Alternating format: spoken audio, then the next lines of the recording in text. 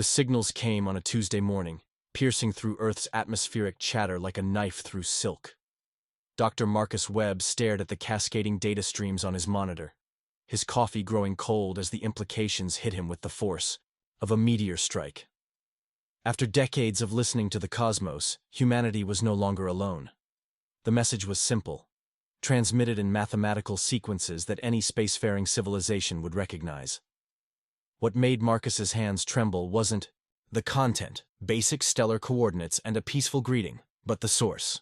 The transmission originated from a fleet of vessels positioned just beyond Pluto's orbit, ships that had somehow approached Earth's solar system without triggering any of humanity's early warning systems. Within hours, the world's government scrambled into emergency sessions. President Adams convened the United Nations Security Council while military installations across the globe went to DEFCON 2. The alien fleet, designated Contact 1 by hastily assembled xenobiological teams, maintained position and continued broadcasting their mathematical greeting. Commander Jake Torres, leading the hastily assembled First Contact Protocol team, found himself thrust into a role no human had ever filled. The aliens, who called themselves the Hegemony, possessed technology that dwarfed humanity's greatest achievements. Their ships spanned kilometers, their energy signatures suggested power sources beyond human comprehension, and their mere presence rewrote every assumption about humanity's place in the universe. The first face-to-face meeting took place aboard the International Space Station, hastily converted into a diplomatic platform. The Hegemony representative, a towering being with crystalline features and 4 arms, spoke through a translation device that rendered their musical language into clipped, emotionless English. "We are Ambassador Crix of the Galactic Hegemony," the being announced. "Your species has achieved rudimentary space travel and nuclear technology. By galactic law, you are now eligible for provisional membership in our alliance." The terms were non-negotiable. Humanity would surrender military autonomy, submit to hegemony oversight, and contribute resources to the greater galactic community. In return, Earth would receive protection from hostile species and access to limited technological advancement. Jake studied the holographic documents floating before him, each page outlining humanity's new position as a junior member of a vast, interstellar community. The Hegemony controlled over 3,000 worlds, commanded fleets that numbered in the millions, and had maintained galactic order for over 50,000 years. "What if we refuse?" Jake asked, though he already suspected the answer. Ambassador Crix's crystalline features shifted in what might have been amusement. "Species that refuse integration are classified as hostile. Hostile species are pacified." The demonstration came without warning. A single pulse from one of the Hegemony vessels vaporized an asteroid between Mars and Jupiter, converting millions of tons of rock into expanding plasma in an instant. The message was clear. Resistance was futile. Earth's leaders signed the integration accord 48 hours later. Humanity officially became the newest member of the Galactic Hegemony, trading independence for survival. The alien fleet settled into permanent orbit around Earth, establishing monitoring stations and resource extraction facilities. As Jake watched the alien ships blot out familiar constellations, he wondered if humanity had just taken its first step toward the stars or signed its own death warrant. The galaxy was vast, ancient, and utterly indifferent to human ambition. But humanity had always been remarkably adaptable. 3 years after integration, Earth had transformed into something unrecognizable. Massive hegemony facilities dotted every continent, their crystalline spires reaching toward the sky like monuments to humanity's new masters. The extraction of Earth's resources proceeded with mechanical efficiency, while human workers labored under alien supervision to meet ever-increasing quotas. Dr. Emma Kane stood in the shadow of the primary facility outside Geneva, watching hover transports, ferry-extracted minerals toward the orbital stations. As Earth's newly appointed liaison for scientific exchange, she had unprecedented access to hegemony technology and databases. What she had learned in those 3 years had fundamentally changed her understanding of both humanity and the galaxy.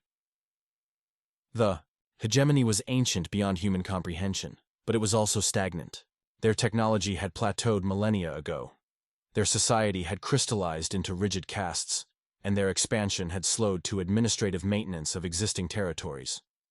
They ruled through overwhelming force and bureaucratic inertia, not innovation.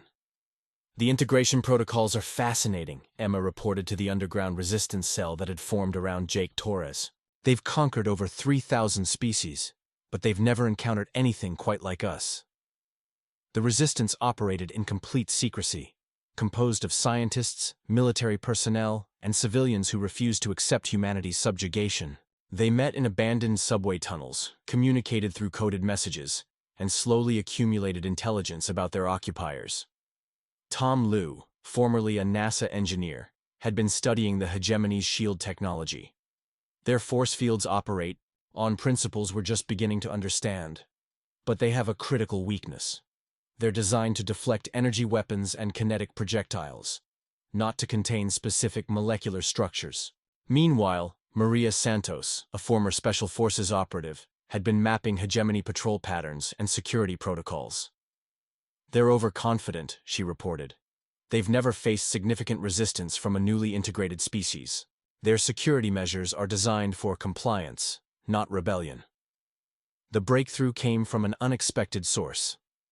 Dr. Alex Chen, working in the hegemony's biological research division, discovered that human neural patterns were incompatible with the standard mind control technologies used to pacify other species. Humanity's chaotic thought processes, driven by emotions and intuition rather than pure logic, created a natural resistance to alien mental manipulation. They can't read our minds, Alex explained during a clandestine meeting. Every other species they've conquered thinks in predictable patterns. But human consciousness is too messy, too unpredictable. We're naturally immune to their primary control methods. This revelation sparked a new phase of resistance planning. If humanity could exploit their psychological advantages while learning hegemony technology, they might have a chance at freedom. Emma began systematically copying technical specifications and star charts, using her access to map the hegemony's infrastructure and identify critical weaknesses. Tom reverse-engineered alien manufacturing processes, building primitive versions of hegemony tools in hidden workshops. Maria recruited cells of resistance fighters, training them in unconventional warfare techniques. The plan they developed was audacious in its scope. Rather than attempting to drive the hegemony from Earth, they would steal their technology, learn their secrets, and then disappear into the galaxy to build humanity's own interstellar empire. We can't fight them directly, Jake explained to the assembled cell leaders. But we can become something they've never encountered before. Every species they've conquered accepted their place in the hierarchy. We're going to reject the entire system. The first phase began with carefully orchestrated sabotage operations. Human workers in hegemony facilities began introducing subtle flaws into manufacturing processes. Computer systems experienced mysterious glitches. Resource extraction quotas fell mysteriously short. The aliens attributed these problems to human incompetence, never suspecting organized resistance. Their arrogance would prove to be their downfall. As Earth entered its fourth year, under hegemony rule, humanity was no longer the primitive species that had signed the integration accord. They were learning, adapting, and preparing for something the galaxy had never seen before. The opportunity came during the hegemony's routine system-wide resource audit. For 6 standard cycles, the alien fleet would be divided between Earth, orbit, and mining operations in the asteroid belt, leaving their primary command vessel with minimal escort. Jake Torres knew this might be humanity's only chance. The resistance had grown beyond anything the hegemony could have imagined. 15,000 humans across every continent worked in coordinated cells, each contributing to the most ambitious theft in galactic history. They weren't just planning to steal technology. They intended to steal entire ships. Emma Kane's intelligence network had identified the perfect target. 3 medium-class hegemony vessels undergoing maintenance in the lunar shipyards. Each ship contained enough technology to advance human civilization by centuries, along with detailed star charts and manufacturing capabilities that would allow humanity to build their own fleet. The window is exactly 14 hours, Emma briefed the strike team leaders. The maintenance crews will be in hibernation during the efficiency cycle, and the security protocols will be running on automated systems.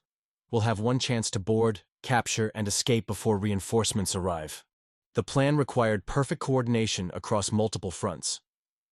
While strike teams infiltrated the ships, Tom Liu's engineering crews would simultaneously disable Earth's orbital monitoring stations, creating a communications blackout. Maria Santos would lead diversionary attacks on surface facilities, drawing attention away from the main operation. The most dangerous part fell to Dr. Alex Chen, who had volunteered to remain behind and maintain the facade of normal operations. His job was to ensure the hegemony didn't realize anything was wrong until humanity was already beyond their reach. The operation began at 0300 GMT. Human infiltration teams, wearing stolen hegemony environment suits, approached the lunar shipyards, using captured maintenance pods. The alien security systems, designed to detect energy signatures rather than biological patterns, failed to register the human intruders as threats. Aboard the first vessel, Jake Torres marveled at the pristine corridors and advanced control systems. Everything was crystalline and precise, built by a civilization that had perfected efficiency at the cost of innovation. The sleeping maintenance crew never stirred as human technicians carefully extracted them from their hibernation pods and secured them in the ship's holding areas. Tom Liu's team worked frantically to understand the alien control systems. The hegemony ships operated on neural interface technology, requiring direct mental connection to their navigation and weapons systems. It should have been impossible for humans to operate the vessels. But humanity's resistance to hegemony mind control worked in reverse. They could interface with the technology without being overwhelmed by it. "It's like they designed these systems for us," Tom whispered as he successfully activated the ship's primary engines. "Their own mental rigidity makes them vulnerable to our chaotic thinking patterns." The second and third vessels fell to human control with similar ease. Within 8 hours, 3 hegemony ships were under human command, their crews secured, and their databases downloaded to portable storage units. The escape itself was a masterpiece of misdirection. As the stolen ships departed the lunar shipyards, Maria's diversionary attacks reached their crescendo. Hegemony facilities across Earth experienced simultaneous system failures, creating enough chaos to mask the energy signatures of 3 vessels leaving the solar system. By the time Ambassador Crix realized what had happened, humanity's stolen fleet was already entering hyperspace, following star charts to a distant system beyond hegemony territory. The ships carried 15,000 humans, scientists, engineers, military personnel, and civilians who had volunteered to leave Earth forever. Alex Chen's final transmission reached them as they crossed the heliopause. "Hegemony response fleets are mobilizing. Earth is entering full lockdown. You have maybe 6 months before they track you down. Make them count." The stolen vessels, renamed Defiance, Liberty, and Independence, carried humanity's hopes into the unknown. Their destination was a system designated as uninhabited in the hegemony databases, a collection of worlds beyond the reach of galactic civilization, where humanity could build something new. Jake Torres stood on the bridge of the Defiance, watching Earth's sun fade to a distant star. Behind them lay everything they had ever known. Ahead lay infinite possibility. "What happens now?" Emma asked, joining him at the observation window. Jake smiled grimly. "Now we do what humans do best. We adapt, we learn, and we survive. And when the time comes, we show the galaxy what happens when you underestimate humanity." The hegemony had created their own greatest enemy. Humanity was free, armed with alien technology, and absolutely furious. The system they found was perfect for humanity's purposes. 7 worlds orbiting a stable yellow star, with asteroid belts rich in heavy metals and gas giants suitable for fuel harvesting. Most importantly, it lay in a region the hegemony had classified as economically unviable, meaning they were unlikely to encounter patrols or survey missions. The colonization effort began immediately. Jake Torres, now serving as humanity's de facto leader, divided the 15,000 refugees into specialized teams. Emma Kane led the scientific research division, working to reverse engineer hegemony technology.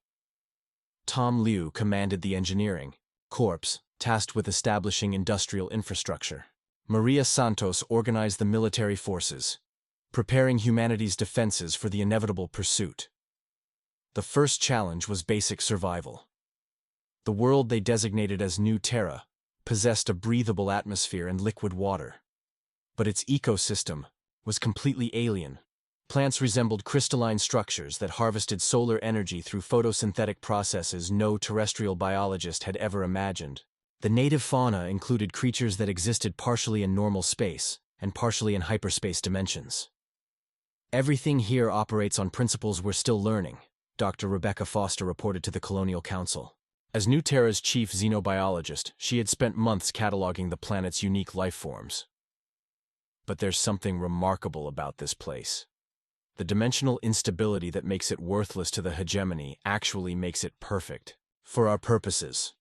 The breakthrough came when Tom's engineering teams discovered that the planet's unusual dimensional properties could be harnessed to enhance hegemony technology. Human modifications to alien manufacturing processes yielded results that exceeded original specifications by orders of magnitude. Within 2 years, New Terra had transformed from a refugee camp to a thriving industrial center. Vast factories, built using hybrid human-alien technology, produced everything from basic tools to advanced starship components. The other worlds in the system were developed for specialized purposes: mining operations, agricultural centers, research facilities, and military training grounds. The population grew rapidly as human reproduction rates, uncontrolled by hegemony mandates, resulted in a baby boom that doubled their numbers every few years. Children born on New Terra grew up learning both human ingenuity and alien technology, creating a generation that thought in ways neither species had ever imagined. Emma's research teams made breakthrough after breakthrough. They discovered how to enhance hegemony shield technology using human materials science. They developed weapon systems that combined alien energy projection with human tactical doctrine. Most importantly, they cracked the secrets of hyperspace navigation, allowing humanity to plot courses beyond the known galaxy. "We're not just copying their technology anymore," Emma reported to Jake during their weekly briefings. "We're improving it." Human creativity combined with alien precision is producing results that neither species could achieve alone. The military buildup proceeded with equal urgency.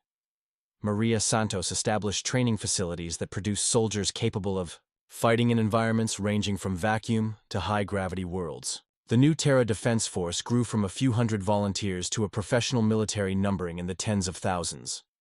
The first human-built starship, the Pioneer, launched in the system's 3rd year. Built using captured hegemony designs, but modified with human improvements, it was faster, more maneuverable, and more heavily armed than its alien counterparts. Test flights revealed capabilities that would have impressed even hegemony engineers.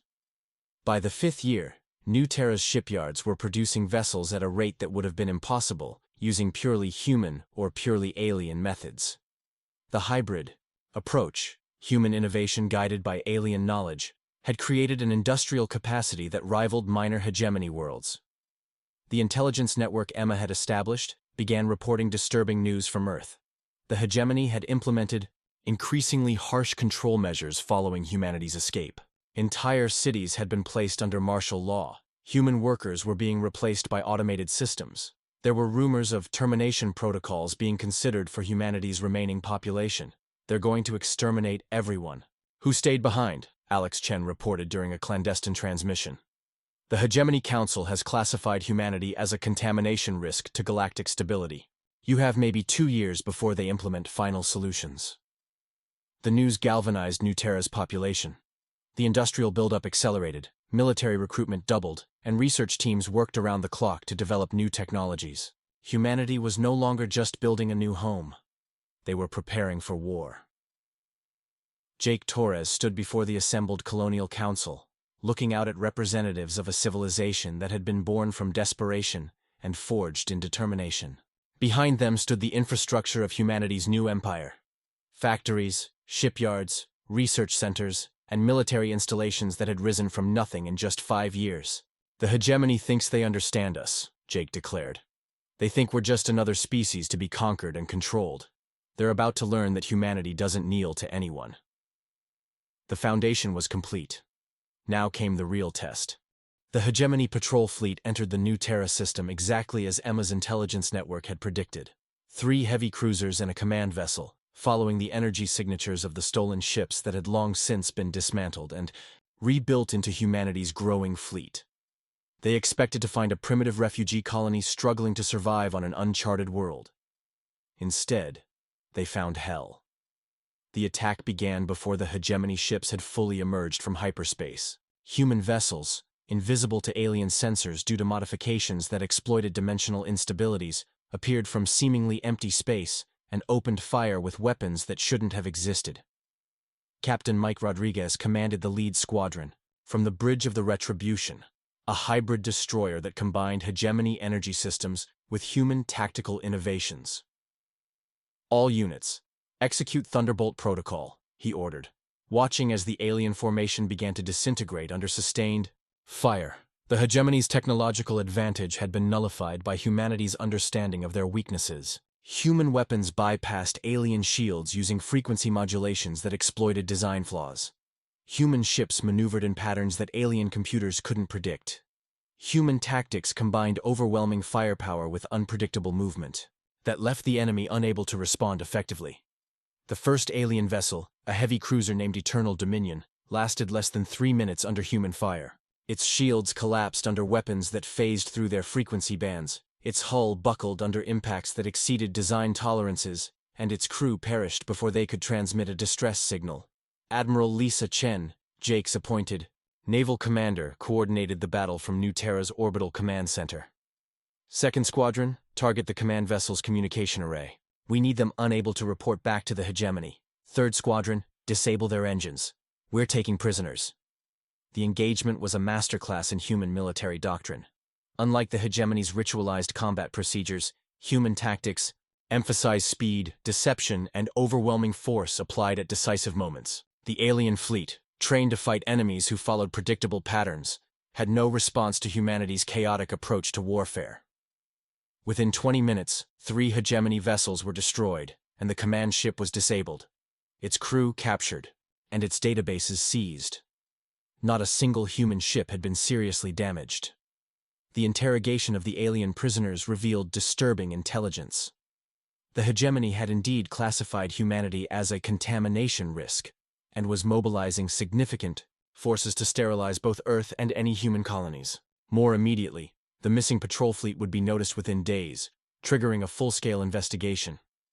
"We've just declared war on the most powerful civilization in the galaxy," Jake told the emergency council session. "They're going to come at us with everything they have." Emma's analysis of the captured hegemony databases revealed the true scope of the threat. The aliens commanded over 50,000 major vessels, controlled resources from 3,000 worlds, and possessed weapons capable of sterilizing entire planets. Humanity's fleet numbered barely 200 ships, and their industrial capacity was a fraction of the hegemony's. "We can't win a conventional war," Tom Liu reported from the Industrial Planning Committee. "Even if we maintain our technological advantages, they can simply overwhelm us with numbers." The solution came from Maria Santos, whose military background had taught her that asymmetric warfare was humanity's greatest strength. "We don't fight their war," she proposed. "We fight our war. Hit and run attacks on their supply lines, raids on their peripheral systems. Make them spread their forces thin while we consolidate our strength." The strategy that emerged combined human mobility with alien technology to create a new form of warfare. Rather than defending fixed positions, humanity would become a nomadic, military force, striking hegemony assets throughout the galaxy and disappearing before reinforcements could arrive. The first wave of raids began within weeks. Human task forces, operating from hidden bases in asteroid fields and dead systems, attacked hegemony shipping lanes and mining operations. They struck with overwhelming force, destroyed or captured everything valuable, and vanished before the enemy could respond. The psychological impact was immediate. The hegemony had maintained order through the threat of inevitable retaliation. But how do you retaliate against an enemy you cannot find? How do you destroy a civilization that refuses to stand still and fight? Captain Sarah Kim, leading the Deep Strike mission against a hegemony fuel depot, reported typical results. Target destroyed, cargo captured, no friendly casualties. Enemy response time was 14 minutes. We were in hyperspace 12 minutes before they arrived. The raids escalated in scope and audacity. Human forces began targeting not just supply lines, but administrative centers, research facilities, and even minor colonies. Each success demonstrated that the hegemony's control was not as absolute as it appeared. But Jake knew the enemy would eventually adapt and respond with their own escalation. The captured databases had revealed the existence of something called the Final Protocol, a last resort that the hegemony had never been forced to use in 50,000 years of galactic dominance. Whatever comes next is going to be bigger than patrol fleets and supply raids, Jake warned his commanders. We've hurt them enough to get their attention. Now we need to be ready for their real response. Humanity had drawn first blood in the war for galactic freedom. The question was whether they could survive what came next. The hegemony's response came not as a military strike, but as a declaration that reverberated across the galaxy. Ambassador Crix himself appeared on communication networks throughout the 3,000-member worlds, his crystalline features reflecting the cold fury of an ancient civilization finally facing real opposition. The species known as humanity has been reclassified as a galactic threat, Crix announced. Any individual, organization, or government providing aid to human forces will be subject to immediate termination protocols. A bounty of 10,000 standard credits is offered for each human captured alive, 100,000 for their leaders. The declaration had an immediate effect across the galaxy, but not the one the hegemony expected. Rather than universal compliance, it sparked something that hadn't been seen in millennia. Open rebellion. Dr. Emma Kane, now operating from a mobile research station in the Galactic Rim, monitored the communications traffic with growing excitement. Jake, you need to see this. We're receiving messages from over 40 different species. They want to join us. The first allies came from the hegemony's most recent conquests. The Vex, a reptilian species that had been subjugated only 50 years earlier, had maintained underground resistance movements that had learned from humanity's example. The Keth, silicon-based beings whose worlds had been strip-mined for their unique crystalline structures, had developed guerrilla tactics that complemented human hit-and-run strategies. But the most significant support came from an unexpected source, the Ancients. The message arrived through channels so old that most galactic civilizations had forgotten they existed. Professor Oren, the last surviving member of a species that predated the hegemony by millions of years, had been watching humanity's rebellion with interest. Your species demonstrates the qualities we once possessed, Oren communicated through quantum-encrypted channels. The hegemony has ruled through fear and stagnation for too long. It is time for the galaxy to remember what it means to grow. The Ancients had developed technologies that made even hegemony systems look primitive. But they had chosen isolation over conquest, preferring to observe rather than interfere. Humanity's rebellion had changed that calculation. We offer knowledge, Oren explained during a clandestine meeting in a nebula beyond charted space. Technologies that predate the hegemony's rise. Weapons and defenses they have never encountered. In return, we ask only that you succeed where we failed. That you break the chains of stagnation and allow the galaxy to evolve once more. The technological exchange that followed revolutionized humanity's war effort. Ancient weapons systems that manipulated fundamental forces were integrated with human tactics and hegemony engineering. The result was a new generation of ships and weapons that exceeded anything the galaxy had seen. Tom Liu, leading the engineering integration project, could barely contain his enthusiasm. We're not just building better weapons, he reported. We're building impossible weapons. The Ancients understood physics in ways that let them bend the rules of reality. The first deployment of ancient human hybrid technology came during the Battle of Kepler Station, a critical hegemony logistics hub that supplied their inner systems. The human task force, led by Admiral Chen, arrived to find the station defended by a full hegemony battle group, 20 heavy cruisers, and a dreadnought-class command vessel that had never been defeated in combat. The engagement lasted 6 minutes. Human ships, now equipped with ancient phase shifters and quantum disruptors, moved through space like sharks through water. They materialized inside enemy formations, struck with weapons that ignored conventional defenses, and vanished before return fire could be targeted. The hegemony's numerical advantage became meaningless when their weapons couldn't hit targets that existed partially outside normal space-time. This is Admiral Chen to all human forces, Lisa transmitted. as the burning wreckage of the hegemony. Fleet drifted around Kepler Station. Station captured, enemy fleet destroyed, 0 friendly casualties. The ancients weren't kidding about these upgrades. The psychological impact of the victory spread across the galaxy faster than news of the battle itself. The hegemony's invincible dreadnought, symbol of their absolute power, had been destroyed by a species they had dismissed as primitives. If humanity could do the impossible, perhaps the hegemony wasn't as invincible as everyone believed. Rebellion spread like wildfire. On Zephyr Prime, the mining guilds declared independence and began attacking hegemony extraction facilities. The Vex Confederate launched simultaneous strikes on administrative centers in 3 systems. Even some hegemony member species began quietly supporting the rebellion, providing intelligence and resources to human forces. Ambassador Crix, facing the first serious challenge to hegemony authority in 50,000 years, made a decision that would reshape the galaxy. The final protocol was activated.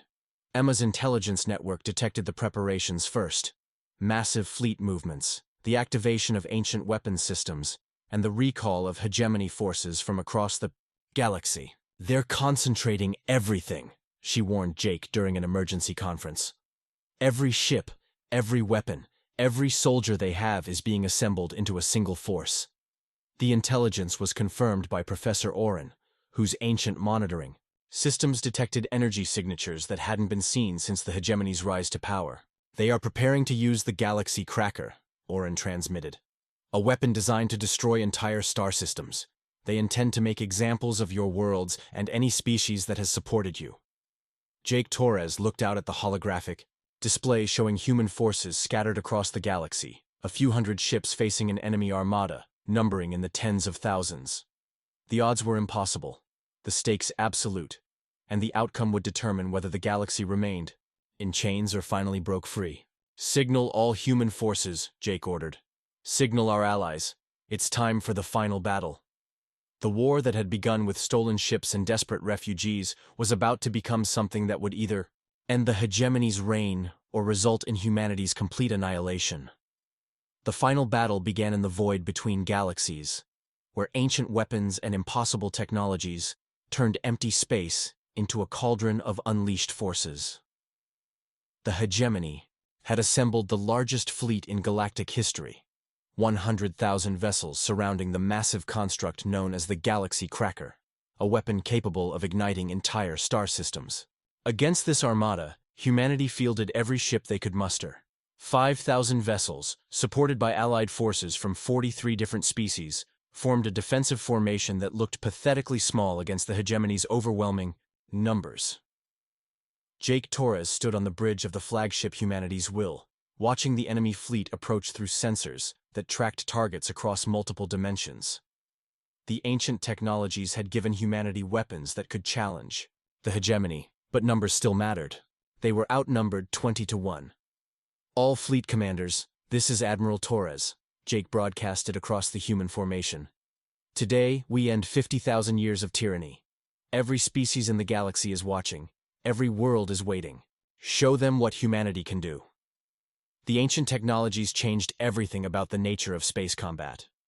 Human ships phased in and out of normal space, appearing inside enemy formations to deliver devastating attacks before vanishing. The Vex Confederate vessels used quantum tunneling to bypass shields entirely. The Keth forces manipulated gravitational fields to crush hegemony ships without firing a shot. But the hegemony had learned from previous defeats. Their ships now operated in tight formations that limited phase space insertion. They had developed countermeasures against quantum tunneling. Most importantly, they had activated the Galaxy Cracker. The ancient weapon began charging its primary systems, drawing energy from the quantum foam itself. If it fired, it would create a cascade reaction that would destroy not just the Allied fleet, but every inhabited system within 50 light-years. The hegemony was willing to commit genocide on an unprecedented scale to maintain their rule. "Emma, how long until that thing fires?" Jake asked his science advisor. Dr. Emma Kane, coordinating the technical analysis from her battle station, ran calculations through ancient computational systems. 18 minutes until primary discharge. "Jake, if that weapon fires, it won't just destroy our fleet. It'll sterilize a quarter of the galaxy." The solution came from an unexpected source. Professor Oren, the ancient observer who had provided humanity with impossible technologies, transmitted a message directly to Jake's neural interface. The galaxy cracker draws its power from the quantum substrate, Oren explained.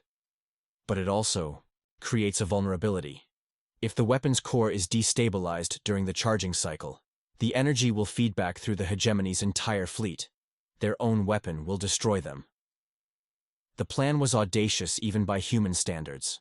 A single ship would have to penetrate the hegemony's defensive formations, survive long enough to reach the galaxy cracker's core, and detonate a quantum singularity device that would tear the weapon apart from within. The pilot would not survive. "I'll do it," Jake announced. But Maria Santos was already moving toward the hangar bay. "Negative," Maria replied. "You're needed to coordinate the fleet. I've been studying that weapon for weeks. I know its vulnerabilities better than anyone." The Defiant, humanity's fastest ship, launched from the flagship's hangar bay and accelerated toward the enemy formation. Maria had stripped the vessel of everything except engines, weapons, and the quantum singularity device that would destroy the galaxy cracker. The final assault began as the Defiant made its run. Every human ship, every allied vessel, every rebel force in the galaxy launched simultaneous attacks designed to create chaos and confusion. The space around the galaxy cracker became a hellscape of energy weapons, exploding vessels, and impossible physics.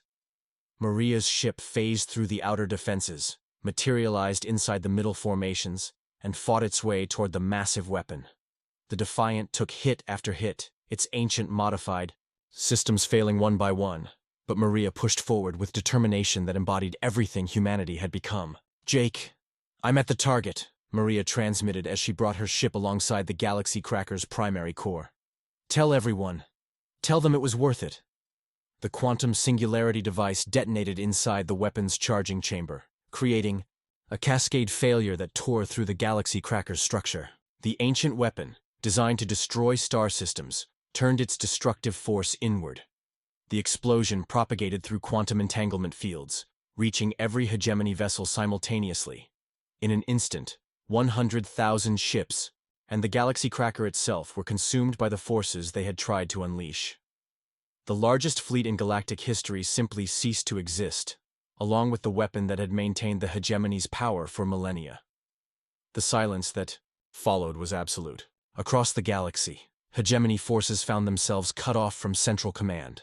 Their authority collapsed, their invincible reputation shattered. On 3,000 worlds, subject species looked up at the stars and realized that freedom was possible. Ambassador Crix's final transmission reached the Allied fleet as his flagship burned in the wreckage of his civilization's arrogance. This is impossible. We ruled for 50,000 years. How could primitives? How could you? Because we're human, Jake replied simply. And humans don't stay down. The liberation of the galaxy began immediately.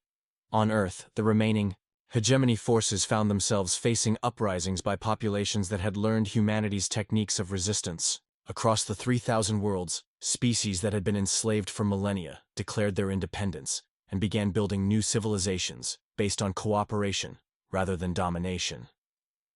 Jake Torres, standing in the observation deck of humanity's Will, watched as the first messages of gratitude arrived from across the galaxy. 43 species had joined humanity's rebellion. Now hundreds more were asking for help in building new societies. Emma Kane joined him at the viewport, looking out at the expanding debris field that had once been the hegemony's final fleet. "So what happens now?" she asked. Jake smiled, thinking of Maria Santos and all the humans who had died to reach this moment. "Now we do what we've always done. We explore, we learn, we grow, and we make sure that no one ever again has to choose between freedom and survival." The galaxy was vast, ancient, and full of possibilities. And for the first time in 50,000 years, every species in it was free to discover what those possibilities might be. Humanity had risen from a conquered species to the liberators of the galaxy. The age of the hegemony was over. The age of freedom had begun.